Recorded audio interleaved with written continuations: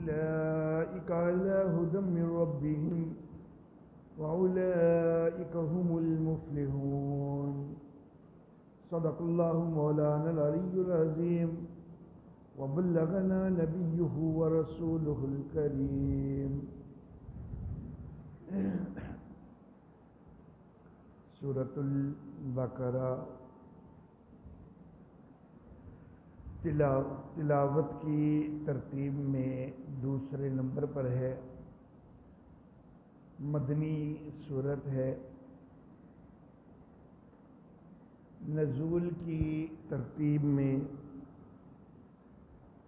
اس کا نمبر عام طور پر 87 قرار دیا جاتا ہے۔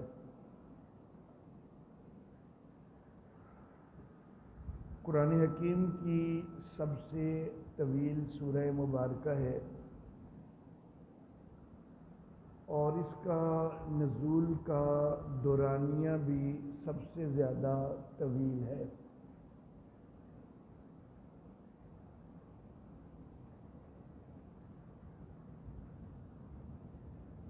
چھیاسی صورتیں مکی دور کی ہیں اور اس کا نمبر 87۔ اس کا مطلب یہ ہوا کہ مدنی دور میں سب سے پہلے اسی سورہ مبارکہ کا نزول شروع ہوا۔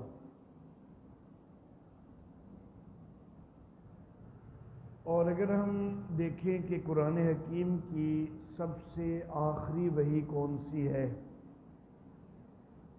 تو قرآن حکیم کی سب سے آخری وحی بھی وہ اسی سورہ مبارکہ کی آیت مبارکہ ہے۔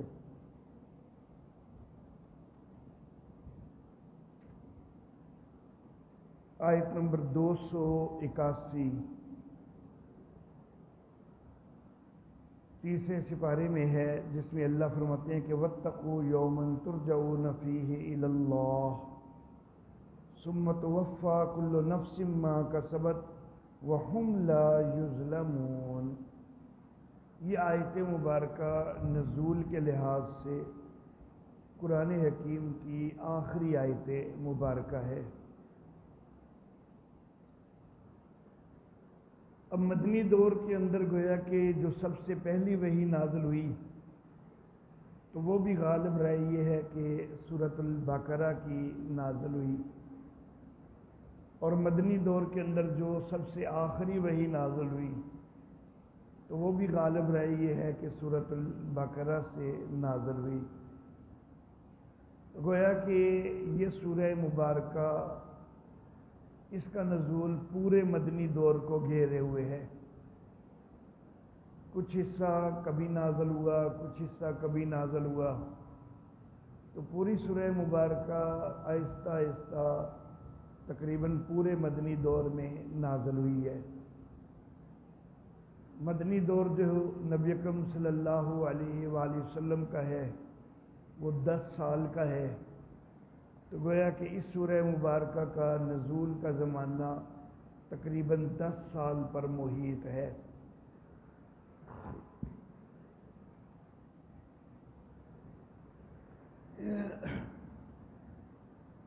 اس کا اس سے پہلی سورہ مبارکہ سورۃ الفاتحہ سے ربط۔ سورۃ الفاتحہ کی جو مرکزی آیت مبارکہ ہے وہ ایاک نعبد و ایاک نستعین ہے۔ اب یہ جو سورۃ البقرہ ہے، اس میں سورۃ الفاتحہ کی یہی جو مرکزی آیت ہے ایاک نعبد، اس میں جو دعویٰ ہے کہ بندگی اللہ ہی کی کرنی ہے، سورۃ البقرہ کا دعویٰ بھی یہی ہے کہ بندگی اللہ ہی کی کرنی ہے۔ اور سورۃ البقرہ جو ہے وہ اسی کے حوالہ سے ہے اور اس کے اندر اسی کے دلائل وغیرہ ذکر کیے گئے ہیں۔ یہ ایک ربط ہو گیا سورۃ البقرہ کا سورۃ الفاتحہ سے۔ دوسرا ربط یہ کہ سورۃ الفاتحہ کے اندر بندے کو دعا سکھلائی گئی ہے کہ جس میں یہ کہلایا گیا ہے کہ اہدنا الصراط المستقیم، یا اللہ سیدھا راستہ بتا دے، سیدھے راستے کی ہدایت دے دے۔ تو گویا کہ سورۃ الفاتحہ کے اندر ہدایت طلب کی جا رہی ہے۔ اب یہ جو سورۃ البقرہ ہے، اس کے شروع کے اندر ہی یہ بات فرما دی گئی کہ بھائی اگر تم نے ہدایت حاصل کرنی ہے تو وہ ہدایت جس کو تم مانگ رہے ہو سورۃ الفاتحہ میں، تو وہ ہدایت ملے گی تو اس قرآن حکیم سے ملے گی۔ ذالک الکتاب لا ریب فیہ ھدی للمتقین۔ تیسرا ربط یہ ہے کہ سورۃ الفاتحہ کے آخر میں 3 جماعتوں کا تذکرہ ہوا۔ صراط الذین انعمت علیہم ایک جماعت ہو گئی انعام یافتہ، غیر المغضوب علیہم یہ دوسری جماعت ہو گئی جن کے اوپر اللہ کا غضب ہوا، اور ولا الضالین یہ تیسری جماعت گمراہوں کی ہو گئی۔ تو سورۃ الفاتحہ کے آخر میں ان 3 جماعتوں کا اجمالی ذکر ہے۔ سورۃ البقرہ کی ابتدا میں انہی تینوں جماعتوں کا تفصیلی تذکرہ موجود ہے۔ تو یہ ربط ہے سورۃ الفاتحہ کے ساتھ اس سورہ مبارکہ کا۔ اب سورۃ البقرہ کا خلاصہ۔ سورۃ البقرہ 2.25 سپارے پر تقریباً مشتمل ایک طویل سورت ہے، تو اس کے اندر بڑی ساری چیزیں بیان ہوئی ہیں، خلاصہ بھی ذرا تھوڑا لمبا ہو جائے گا، لیکن بہرحال فی الوقت میں انتہائی اختصار کے ساتھ اس کا خلاصہ ذکر کرنا چاہوں گا۔ حروف مقطعات سے آغاز کے بعد قرآن حکیم کے ہادی ہونے کا تذکرہ کر کے اس کی طرف ترغیب دی گئی ہے کہ قرآن حکیم کے اوپر اس کو سمجھنے اور عمل کرنے کی کوشش کرو۔ اس کے بعد 3 جماعتوں کا تذکرہ ہے، ایمان والوں کا، کفار کا اور منافقین کا۔ اس کے بعد یا ایھا الناس اعبدوا ربکم، اس آیت مبارکہ میں سورت کا دعویٰ بھی بیان ہوا، اور اس دعویٰ کے لیے ایک دلیل عقلی بھی اسی آیت مبارکہ میں ذکر ہوئی۔ دعویٰ جو ہے اس کے 2 جز ہیں، ایک یہ کہ کارساز اللہ ہی ہے، اور دوسرا یہ کہ عالم الغیب اللہ ہی ہے، تو لہٰذا بندگی اللہ ہی کی کرنی چاہیے۔ اب اس کے اندر یہ جو دوسری جز ہے کہ عالم الغیب اللہ ہی ہے، اس جز کے لیے بطور استشہاد سیدنا آدم علیہ السلام اور فرشتوں اور جنات کا واقعہ ذکر ہوا ہے کہ جس سے ان تینوں اصناف انسانوں سے بھی، فرشتوں سے بھی اور جنات سے بھی علم غیب کی نفی کی گئی ہے۔ دلیل کے درمیان ضمناً 2 شبہات کا جواب بھی ہے، اور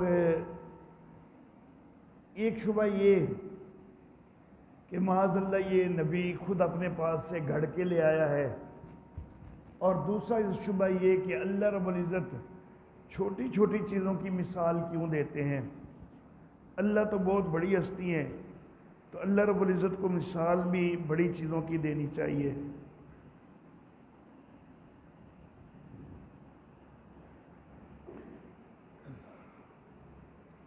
جزاک اللہ اکبر۔ اچھا جی، اس کے بعد یا بنی اسرائیل کے لفظ سے خطاب خاص کیا گیا ہے۔ پہلے خطاب عام چل رہا تھا، خاص بنی اسرائیل کو خطاب کیا گیا ہے، کیونکہ بنی اسرائیل اس علاقہ کے اندر علم والے سمجھے جاتے تھے، علماء سمجھے جاتے تھے، خاص طور پر یہود مدینہ کے اندر آباد تھے۔ تو اگر یہ ایمان لے آتے تو ان کو دیکھ کر کئی اور لوگ بھی ایمان میں داخل ہوتے، اس لیے ان کی طرف توجہ کر کے تو کافی سارا مضمون ان کے متعلق چلایا گیا ہے۔ یا بنی اسرائیل کے لفظ کا بار بار اعادہ ہے، اور یہود کے 5 انواع کا تذکرہ ہے۔ پہلی نوع کے اندر یہود کے اوپر ہونے والے 8 سابقہ انعامات کا تذکرہ ہے، اور ایمان لانے کی ترغیب ہے۔ ایمان قبول نہ کرنے کی صورت میں دھمکی بھی ہے، اور اس کے 2 نمونے بھی ہیں۔ یہ پہلی نوع ہے، پھر اس کا تتمہ بھی ہے۔ دوسری نوع جو ہے اس کے اندر اسلاف یہود کی 4 حکم عدولیوں کا تذکرہ ہے۔ پھر اس دوسری نوع کا تتمہ ہے کہ جس کے اندر یہود کی 5 قسم کی جماعتوں کا تذکرہ بھی ہے۔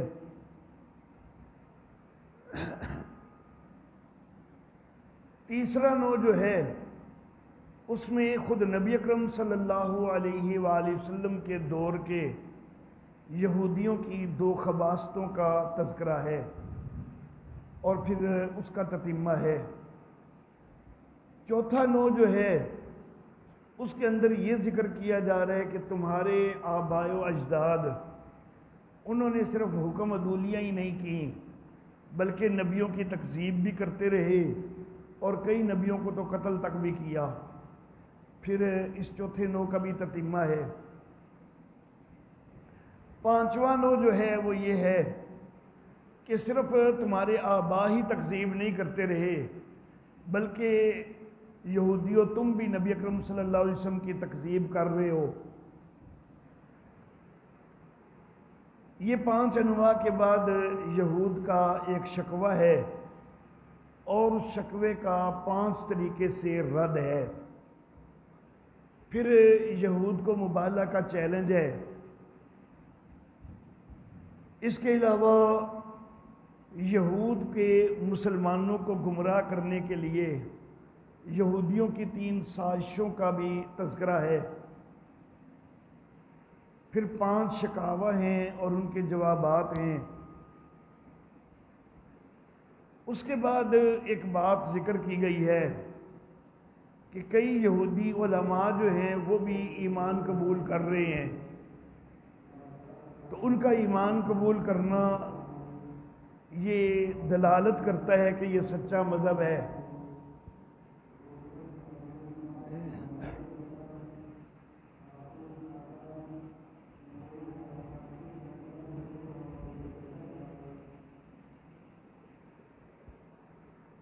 تو کئی یہودی علماء قرآن حکیم کی حقانیت اس کا اقرار کر رہے ہیں، تو گویا کہ یہ دلیل نقلی ہو جائے گی یہودی علماء سے۔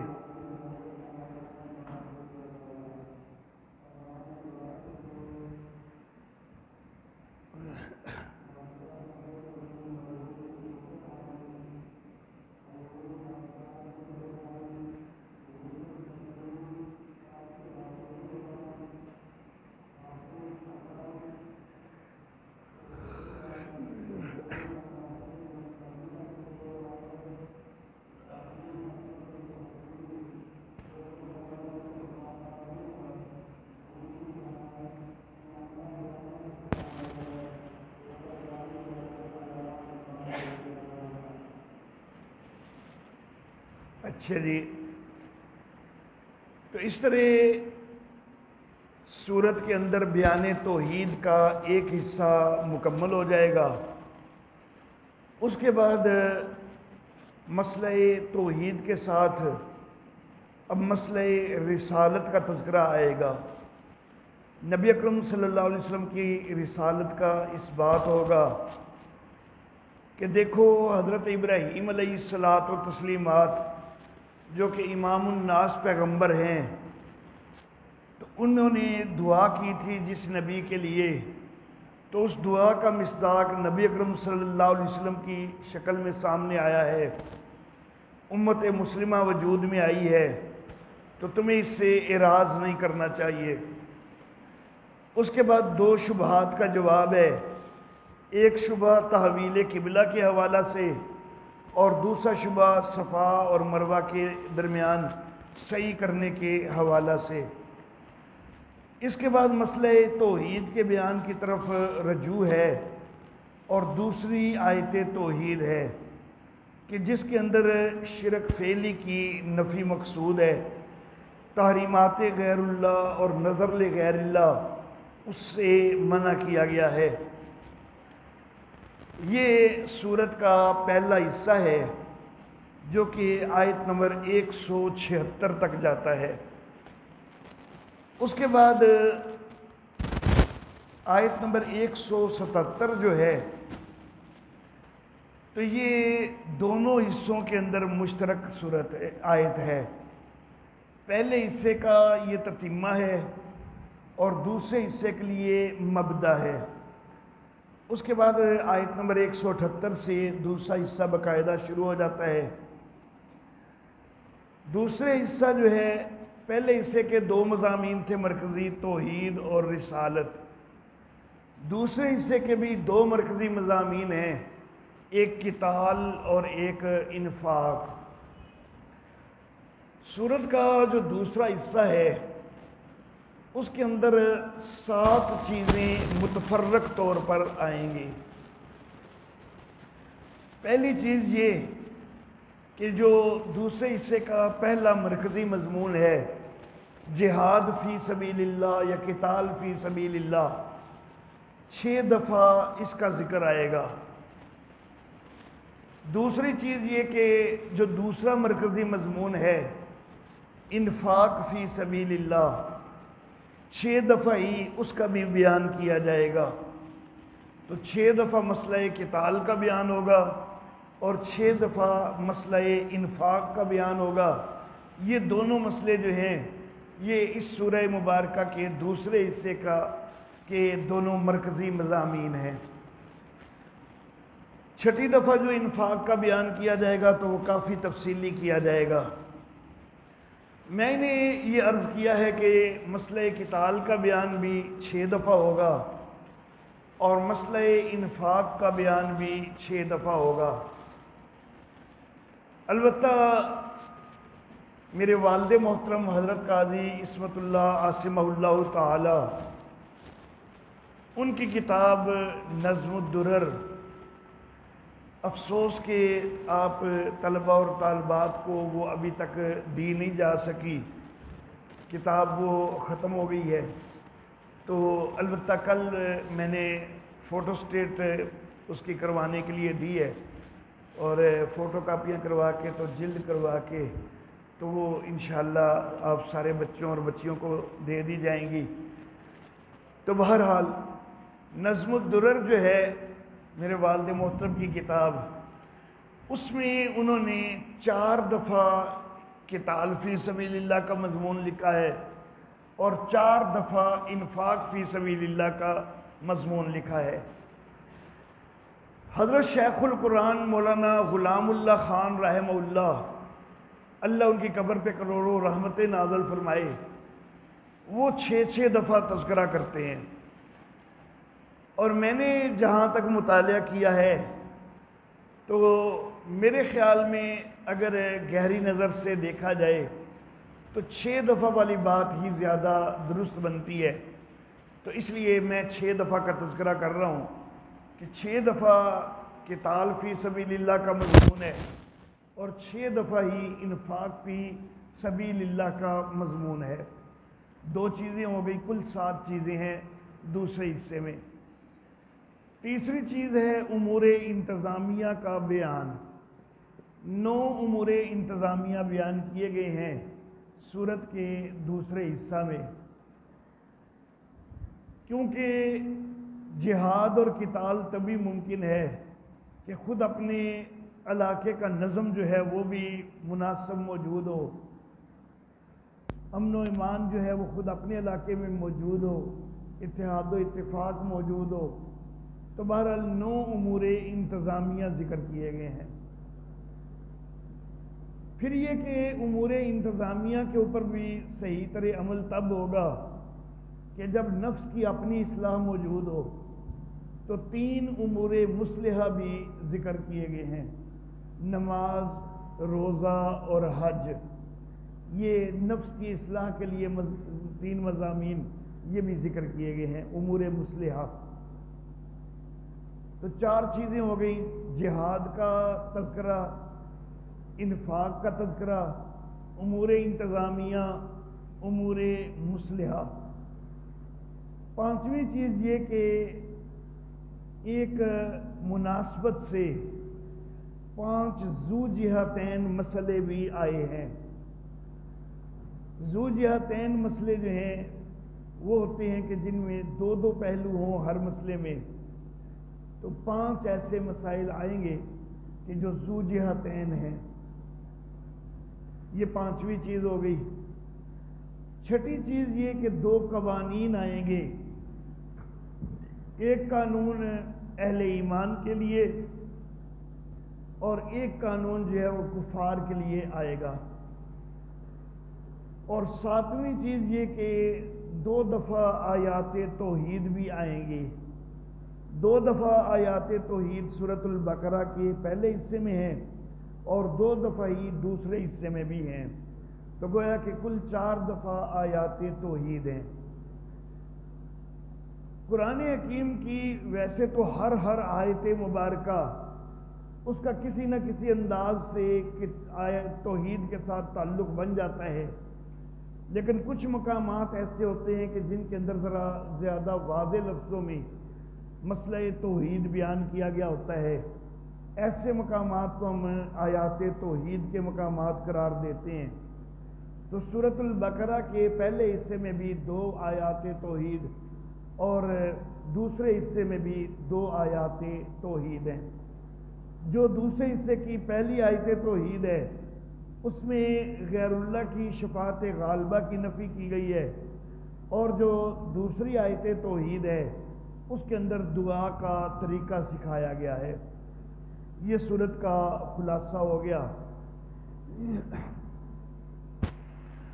अलिफ लाम मीम हुरूफ मुक़त्तआत हैं, इनके हवाले से तफसीली गुफ्तगू जो है वो पहले मैं कर चुका हूँ।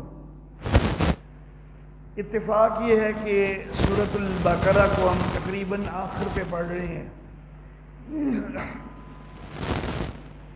और जो हिस्सा मैंने पढ़ाना है अब उसमें 3 दिन जो है मेरे पास सूरतुल बकरा के लिए हैं।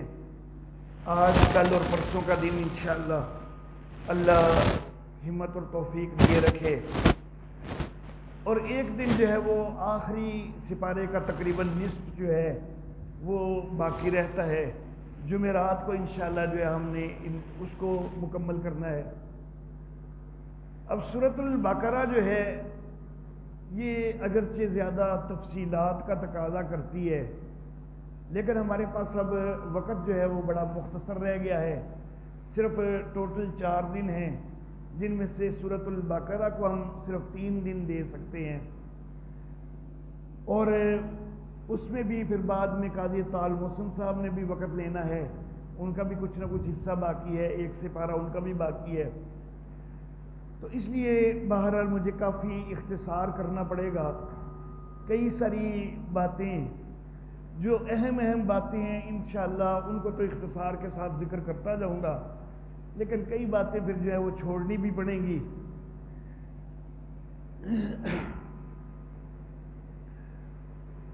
ज़ालिकल किताबु ला रैब फीह, ज़ालिकल किताब के नीचे लिख लें मुब्तदा, मुब्तदा ला रैब फीह इसके नीचे लिख लें जुमला मोतरिज़ा, जुमला मोतरिज़ा। اور ساتھ ڈیش لگا کے تمہید مع الترغیب، تمہید مع الترغیب، ہدن للمتقین، اس میں ہدن کے نیچے لکھ لیں خبر، ہدن للمتقین ساری جو ہے یہ خبر بنے گی، اور للمتقین کے نیچے لکھ لیں فریق اول، فریق اول۔ یہ کتاب اس کے اندر شک کوئی نہیں ہے، یہ ہدایت ہے پرہیزگاروں کے لیے، لا ریب فیہ، اس کے اندر شک کوئی نہیں، اس کے منزل من اللہ ہونے میں بھی شک کوئی نہیں، اس کے محفوظ ہونے میں بھی شک کوئی نہیں، اور اس کے لوگوں کے لیے ہدایت ہونے میں بھی شک کوئی نہیں۔ یہ تین بڑے پہلو ہیں شک نہ ہونے کے، کہ منزل من اللہ ہے، یہ چیز بھی بغیر شک کے ثابت ہے، یہ محفوظ کتاب ہے کہ جس طرح نبی اکرم صلی اللہ علیہ وسلم پر نازل ہوئی یہ قیامت تک اسی طرح محفوظ رہنے والی ہے، اس میں بھی کوئی شک نہیں۔ اور تیسری چیز، اس میں بھی کوئی شک نہیں کہ یہ کتاب ہدایت ہے۔ ویسے تو اس حوالہ سے کئی چھوٹے پہلو بھی ہیں، لیکن تین بڑے پہلو جو ہیں وہ یہی ہیں۔ الذین یؤمنون بالغیب، یہاں فرمایا کہ ہدی للمتقین، پرہیزگاروں کے لیے ہدایت ہے۔ سوال پیدا ہوتا ہے کہ جو پرہیزگار ہیں وہ تو پہلے ہی ہدایت پر تو ہوں گے، اگر وہ ہدایت پر ہی کوئی نہیں تو پھر پرہیزگاری کی طرف کیسے پہنچ گئے؟ جو متقی ہے پہلے ہدایت پر تو ہوتا ہے، تو تبھی تقویٰ بھی اس میں آتا ہے۔ تو یہ کتاب کہہ رہی ہے کہ یہ کتاب ہدایت ہے پرہیزگاروں کے لیے، حالانکہ پرہیزگار تو پہلے ہی ہدایت پر ہوتے ہیں۔ تو چاہیے تو یہ تھا کہ یہ عام لوگوں کے لیے ہدایت ہوتی۔ تو اصل معاملہ یہ ہے کہ ہدی للمتقین جو فرمایا ہے، اس کی ایک تعبیر یہ ہوگی کہ اللہ رب العزت نے قرآن حکیم کے اندر ایک دوسرے مقام پر یہ بات فرمائی ہے کہ یہدی الیہ من ینیب، کہ ہدایت اسی کو ملتی ہے کہ جو اس کی طرف انابت کرے۔ تو یہاں پر المتقین سے مراد ہو جائیں گے المنیبین، کہ جو انابت کرنے والے ہیں ان کو یہ کتاب ہدایت دیتی ہے۔ لیکن پھر اگر منیبین مراد تھا تو اللہ رب العزت نے منیبین ہی کیوں نہیں ذکر کر دیا، متقین کیوں ذکر کیا؟ تو چونکہ منیبین نے جب ہدایت حاصل کر لینی تھی تو ہدایت حاصل کر لینے کے بعد منیبین نے متقین کی صف میں چلے جانا تھا۔ خاص طور پر جو آگے صفات ہیں ان ساری صفات کے اوپر بھی جب وہ ہدایت حاصل کرنے کے بعد عمل پیرا ہو جائیں تو انہوں نے متقین بن جانا تھا۔ تو جو مستقبل میں یقینی طور پر متقین بن جانے والے ہوں تو ان کو پہلے سے بھی متقین کہا جا سکتا ہے۔ یہ قرآن حکیم کا اسلوب ہے۔ دوسری توجیہ اور دوسری تعبیر اس کی یہ کی جا سکتی ہے کہ میرے والد محترم حضرت قاضی عصمت اللہ عاصمہ اللہ تعالی فرمایا کرتے تھے کہ ایک اصطلاح استعمال ہوتی ہے استاذ العلماء۔ تو یہ لفظ کیوں استعمال ہوتا ہے کہ کئی دفعہ عالم تک بھی جو ہے تو اس کو بھی ضرورت ہوتی ہے مزید رہنمائی کی۔ تو اگر علماء تک کو بھی مزید رہنمائی کی ضرورت ہوتی ہے تو متقین کو بھی مزید ہدایت کی ضرورت وہ موجود رہتی ہے۔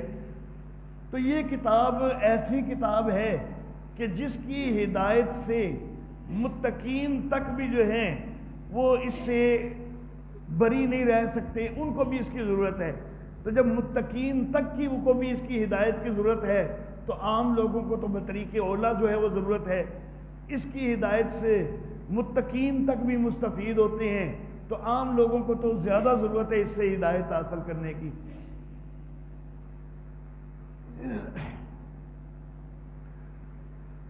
والد صاحب ایک واقعہ ذکر کیا کرتے تھے کہ حضرت انور شاہ کاشمیری رحمہ اللہ بہت بڑے عالم تھے۔ دوسری طرف گجرات کے علاقہ انی کے اندر ایک بہت بڑے بزرگ عالم گزرے ہیں، مولانا غلام رسول انی والے، جن کو انی والے بابا جی کہا جاتا تھا۔ میرے دادا محترم حضرت قاضی نور محمد نور اللہ مرکزہ اور میرے نانا محترم حضرت قاضی شمس الدین رحمہ اللہ، یہ دونوں یہ انی والے بابا جی کے شاگرد ہیں، بابا جی غلام رسول کے شاگرد ہیں۔ تو بہت بڑے عالم تھے بابا غلام رسول انی والے۔ حضرت انور شاہ کشمیری رحمہ اللہ اس علاقے میں تشریف لائے تو بابا جی غلام رسول انی والے وہ ان کی خدمت میں حاضر ہوئے اور ان سے ایک مسئلہ پوچھا، حالانکہ خود بہت بڑے عالم ہیں، تو ان سے ایک مسئلہ پوچھا تو حضرت انور شاہ کشمیری رحمہ اللہ نے کہا کہ اس علاقے کے اندر ایک بہت بڑا عالم موجود ہے غلام رسول انی والا، تو تم اس سے کیوں نہیں پوچھ رہے تھے؟ میرا کیوں انتظار کر رہے تھے کہ میں ہوں تو مجھ سے پوچھو؟ تم نے اس سے پوچھ لینا چاہیے۔ تو انہوں نے کہا کہ وہ تو میں خود ہی ہوں۔ تو بڑے بڑے علماء کو بھی کئی دفعہ ضرورت ہوتی ہے کہ وہ مزید اپنے سے کسی بڑے سے جو ہے وہ مسئلہ پوچھیں، تو جب بڑے بڑے علماء جو ہیں ان کو بھی یہ ضرورت رہتی ہے تو متقین کو بھی مزید ہدایت کی ضرورت رہتی ہے۔ تو یہ کتاب متقین کے لیے ہدایت ہے۔ کون متقین؟ الذین یؤمنون بالغیب، جو کہ چھپی چیزوں پر ایمان رکھتے ہیں۔ اس کتاب نے کئی چیزوں کا تذکرہ کرنا ہے جو کہ غیب سے تعلق رکھتی ہیں۔ اگر ایک بندہ غیب کی چیزوں کے اوپر ایمان لانے کی صلاحیت رکھتا ہو تب تو اس کو ہدایت ملے گی، لیکن اگر کوئی غیب کی چیزوں کو ماننے کی طرف آتا ہی کوئی نہ ہو تو اس کو پھر ہدایت کوئی نہیں مل سکتی۔ ایمانیات جو ہیں وہ ساری ہی غیب سے تعلق رکھتی ہیں۔ اللہ رب العزت ہمیں نظر نہیں آتے، اللہ کے اوپر ایمان یہ غیب پر ایمان ہی ہے۔ اللہ کے نبی انبیاء کرام علیہم السلام اگرچہ اپنے اپنے ادوار کے لوگوں کو نظر تو آ رہے تھے، لیکن لوگ انکار بھی تو کر ہی رہے تھے۔ کیوں انکار کر رہے تھے؟ کہ ان کو نبوت ملتی تو نہیں دیکھ رہے تھے، لوگ ان کے اوپر وحی آتی تو نہیں دیکھ رہے تھے، تو اس لیے اس زمانے کے لوگوں پر بھی، ان لوگوں کے لیے بھی نبیوں پر ایمان لانا ایمان بالغیب ہی تھا۔ اگرچہ نبی سامنے موجود بھی تھے لیکن ان کے اوپر نبوت اور رسالت اور وحی کا نزول یہ چیزیں اترتی تو نہیں دیکھ رہے تھے نا لوگ، تو اس لیے یہ بھی ایمان بالغیب۔ تو جب خود ان کے اپنے ادوار کے اندر وہ ان کے اوپر ایمان لانا وہ ایمان بالغیب تھا، تو اب ہمارے دور میں تو نبی اکرم صلی اللہ علیہ وسلم بھی وفات پا چکے اور کوئی اور نبی تو اب آنے والا بھی کوئی نہیں، تو اب نبیوں کے اوپر ایمان لانا ظاہر ہے وہ بھی ایمان بالغیب ہے۔ فرشتوں کو نہیں دیکھا ہم نے، ان کے اوپر ایمان لانا وہ بھی ایمان بالغیب ہے۔ کتابیں ہمیں اگرچہ نظر آتی ہیں